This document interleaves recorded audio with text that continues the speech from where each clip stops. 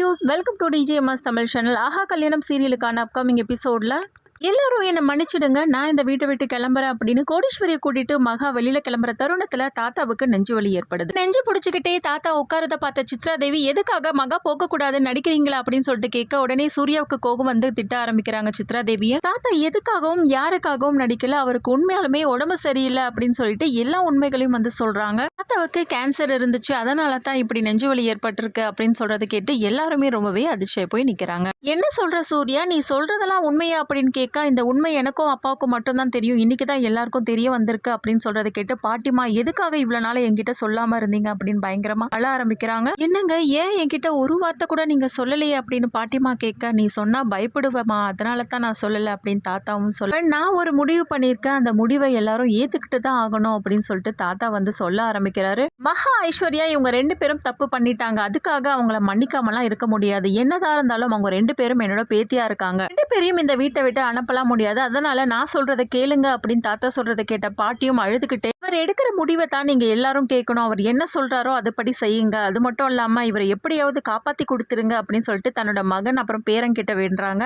அங்கிருந்து சூர்யாவை கூப்பிட்ட தாத்தா, சூர்யா நான் சொல்றதெல்லாம் நீ கேட்பியா கேட்க மாட்டியாப்பா, என் மேல உனக்கு உண்மையான அன்பு இருந்தா நான் சொல்றதை நீ கேட்டுதான் ஆகணும் அப்படின்னு சொல்லிட்டு சூர்யா கிட்ட ஒரு நிபந்தனையை விதிக்கிறாரு. ஏதோ தெரியாத தனமா ஒரு தப்பு பண்ணிட்டா, அதனால அவளை வெறுத்துறாதப்பா, அவ கூட நீ சேர்ந்து வாழணும், அதான் என்னோட கடைசி ஆசை அப்படின்னு சொல்லிட்டு பேசுறதை கேட்டு பாட்டி, எதுக்காக இப்படி எல்லாம் பேசுறீங்க அப்படின்னு சொல்ல, ஒன்னும் ஆகாதுங்க அப்படின்னு பாட்டியும் சமாதானப்படுத்த, அதுக்கேத்த மாதிரி சூர்யா கிட்ட கேட்க ஆரம்பிக்கிறாங்க. சூர்யாவும் பதில் பேசாம இருக்க, சூர்யாவை பார்த்த பாட்டி, என்ன சூர்யா அமைதியா இருக்க, தாத்தா இவ்வளவு தூரம் சொல்றாரு, உன்னால கேட்க முடியாதா அப்படின்னு சொல்றதுக்கு அப்புறம், சரிங்க தாத்தா அப்படின்னு தாத்தா சொல்றதை கேட்டு சம்மதிக்கிறாரு. இதை பார்த்த ராஜலட்சுமியும் ரொம்பவே கடுப்பாகி போய் நிக்க, அதுக்கப்புறம் ஐஸ்வர்யாவும் கூப்பிட்டு வச்சு பேசுறாரு தாத்தா. இந்த நிலைமையிலேயே சொத்தை பிரிக்கிறத பத்தி தாத்தா பேச, சித்ராதேவி மனசுக்குள்ள மாமாவை பார்த்து ஏதாவது பேசி வச்சாதான் உண்டு, இதுக்கப்புறம் இவங்க கையில இருந்து நம்ம எதையும் வாங்க முடியாது அப்படின்னு சொல்லிட்டு பிளான் பண்ணிட்டு தாத்தா தனியா இருக்க சமயத்துல போய் சித்ராதேவி பேச ஆரம்பிக்கிறாங்க.